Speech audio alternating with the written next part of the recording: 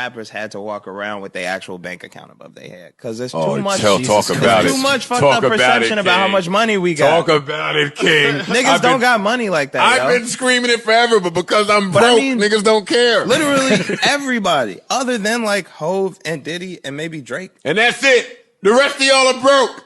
Yes. But finally, someone that listen to. Let's put broke in perspective. Broke by whose standards? Yeah, broke by whose standards? Man, them niggas is broke. Yo, what up, y'all? It's your man, Frida Sinner. You're now tuned into 1,000 streams 1,000 times. So, Chance was on the Joe Budden's podcast a while back, and he made this statement that basically all the rappers we see in the industry are actually broke, that they're pump faking for the camera, they don't have any money.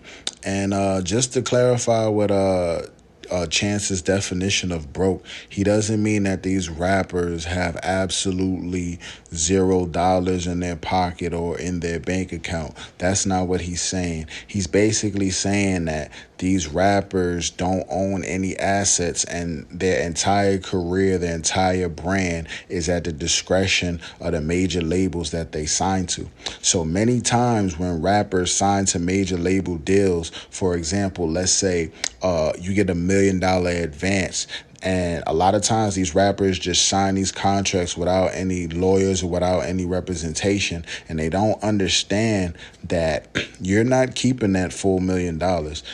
You have to pay taxes off of that. If you have a manager, if you have an agent, you got to pay them their percentages. So a lot of times they get left out of the $1 million maybe with like $300,000, right?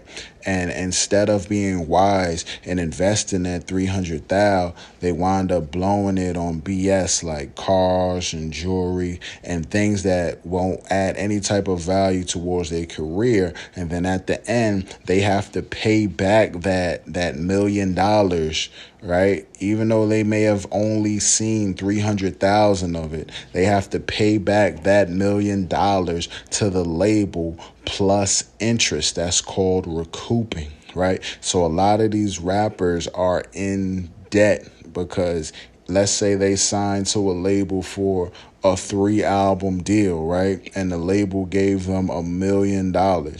If they don't make that $1 million from that first album release, then the label is still going to be able to collect off of the second and the third album. And most of the times they usually just shelf these rappers. You know what I'm saying? That's why we have like a lot of one-hit wonders and things like that. Also, just to clarify, I have an inside source. You know what I mean? They was at the XXL freshman concert. Not going to say which one it was. And basically they were saying that as all of the XXL freshmen were walking through the metal detectors, their jury was ringing. Now, for those of you that know about jury, when you have expensive metals like gold, silver, or platinum, it doesn't ring when you go through a metal detector. So that basically means that these artists, they had probably like stainless steel, copper, or some type of cheap metal that basically their jewelry was made from. You know what I'm saying? So when I heard that, I was like, dang, like it's really true, man. A lot of these rappers out here are just pump faking and fronting for the camera. And this is why I tell artists too, man, when you step into these deals, or before actually you step into these deals, you want to make sure that you have built up your own solid fan base. And the reason is because your fan base is what's basically going to give you leverage when you enter into these rooms, whether or not you decide to have a deal. You also want to be in a position to decide whether you even want a deal or you want to partner up with a label. You don't want to just do it out of desperation because you need money, because that's when you end up in debt and you have a lot of bad karma and things like that coming back to you.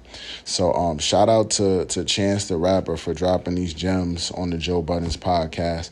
If you're an artist, man, and you want to find out how you can monetize yourself, how you can create multiple streams of income, if you want to build up your fan base organically, hit us up, man, at 1,000 streams 1,000 times, and we can definitely help you guys out, man. Also, check out my book, 1,000 Streams 1,000 Times.